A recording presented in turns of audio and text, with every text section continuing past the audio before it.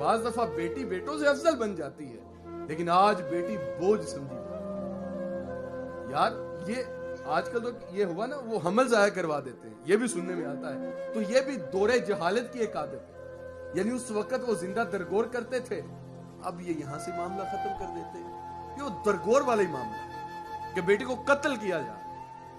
اور پھر بیٹی، میں ایک دن رات کو بیٹھا تو میں اس کشمکش میں تھا کہ میں دیکھوں کہ آخر عرب کے لوگ تو بیٹیوں کو قتل کرتے ہیں، کہ ان کے ہاں شعراء کا زیادہ سلسلہ تھا اور شاعر زیادہ پائے جاتے تھے، تو وہ فحش شاعری کرتے تھے اور عورت کا نام لے کر کے، اس کے عزائے بدنیہ کا نام لے کر کے شاعری کرتے، تو وہ بیٹی کو قتل کر دیتے تھے۔ لیکن آج تو گھر گھر شاعر نہیں پائے جاتے، آج تو کوئی ایسا معاملہ نہیں ہے، لیکن بیٹی آج بھی بوجھ ہے۔ وہ کیوں؟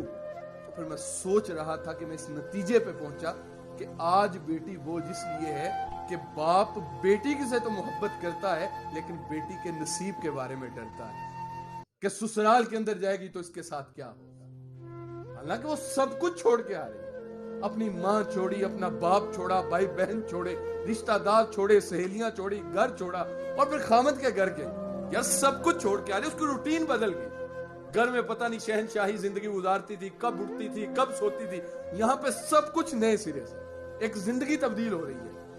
لیکن جو 2-3 دن ابھی مہندی کا رنگ پھیکا نہیں پڑتا کہ رویے دکھانے شروع کر دیے جاتے ہیں۔ اور یہ تو سوئی رہتی ہے، یہ تو اٹھتی کوئی نہیں، کام ہی کوئی نہیں کرتی، یہ ساری دن اپنی ماں سے باتیں کرتی رہتی ہے۔ یار وہ ماں کو چھوڑ کے اس کا دل نہیں لگ رہا تو اس کے اندر اس کا قصور کیا ہے؟ ذرا اس کی جگہ پہ آپ اپنے آپ کو رکھ کے دیکھو۔ اگر یہ جو ہمارے یہاں شادی کا سلسلہ ہے تو بیٹی رخصت کی جاتی ہے نا، تو اگر بیٹے کو رخصت کیا جاتا تو بیٹے کا انداز کیا ہوتا؟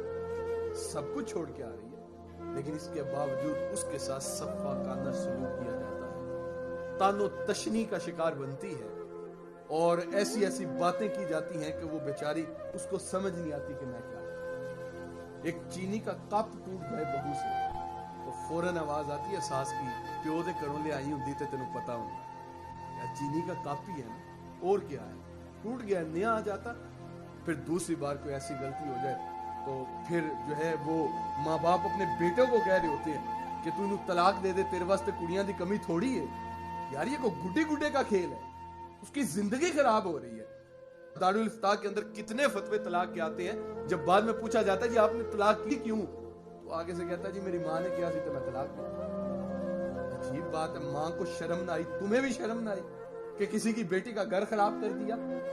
اور پھر معاشرے کے اندر کو اس کو قبول نہیں کرتا کہ یہ دھتکاری گئی، یہ امرأہ مردودہ ہے، لوٹ کے آئی ہے، بیٹی کے ساتھ یہ سلوک کیا جاتا ہے۔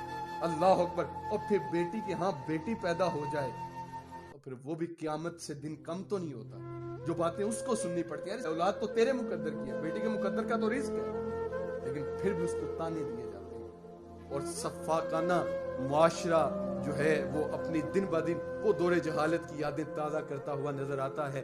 کہیں پہ بیٹی کے وجود کو برداشت نہیں کیا جاتا تو کہیں پہ میرا جسم میری مرضی کے نعرے سننے کو ملتے ہیں۔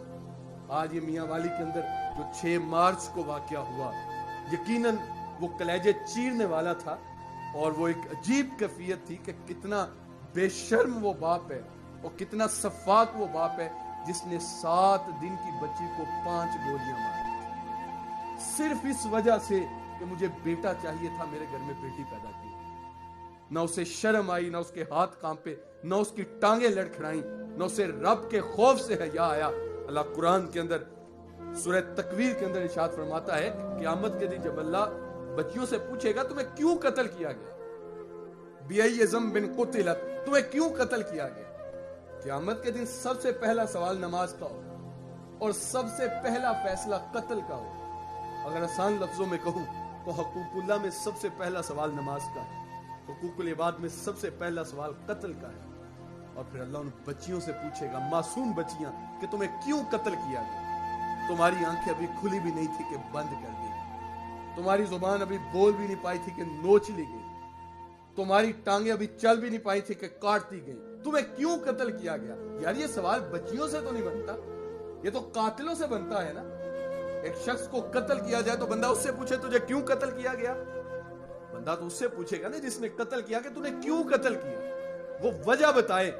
لیکن علماء فرماتے ہیں بیٹیوں کو قتل کرنا یا زندہ درگور کرنا اتنا گھنونا جرم ہے، اللہ ان کے باپوں سے کلام کرنا بھی پسند نہیں فرمائے، اور بیٹیوں سے پوچھے گا کہ تمہیں کیوں قتل کیا گیا، اور پھر بیٹیاں بتائیں گی کہ ہمیں اس لیے قتل کیا گیا کہ ہمارا باپ ڈرتا تھا کہ کل کو اس کو جہیز کہاں سے ملے۔ یہ بھی ہمارے معاشرے کی ایک لعنت ہے کہ جہیز شریعت اسلامیہ کی رسم نہیں ہے۔ ہم نے چونکہ بہت زیادہ وقت برے صغیر پاک و ہند اکٹھا گزارا ہے تو یہ ہندوؤں کی رسم ہے۔ آپ شریعت اٹھا کے دیکھیں، جب حضور نے اپنی بیٹی کو رخصت کیا تو کتنا کو مال دے کر کے رخصت کیا، اور پھر یہاں پہ صرف امیر غریب پہ ظلم نہیں کرتا، یہاں پہ غریب بھی غریب پہ ظلم کرتا ہے۔ امیر تو وہ تو دیتا ہے نا، وہ تو ہمارے دیہاتوں کے اندر رواج چلتا ہے کہ وہ جب سامان تیار ہو جاتا ہے جہیز کا تو 4 پائیوں پہ بچھا دیا جاتا ہے، اور ایک عورت کو بھیجا جاتا ہے کہ جاؤ محلے کے اندر ڈنڈورا پیٹ کے آؤ، سیٹھ صاحب اپنی بیٹی کو رخصت کریں، آ کے سامان دیکھو۔ تمہیں شرم نہیں آتی؟ تمہیں حیا نہیں آتا؟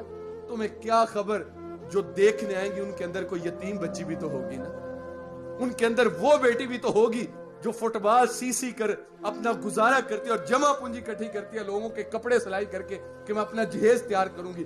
خوبصورت ہے، خوبصیرت ہے، اچھا خاندان ہے، نیک سیرت ہے، لیکن قبول اس لیے کوئی نہیں کرتا کہ ان کے پاس دینے کے لیے کچھ بھی نہیں ہے۔ پھر جب وہ تمہاری بیٹی کا جہیز دیکھے گی تو جو کچوکے اس کے سینے پہ لگیں گے اس کا مداوا کس کے پاس؟ تارا ٹوٹتا سب نے دیکھا، یہ نہ دیکھا ایک نے بھی، کس کی آنکھ سے آنسو ٹپکا، کس کا سہارا چھوٹ گیا۔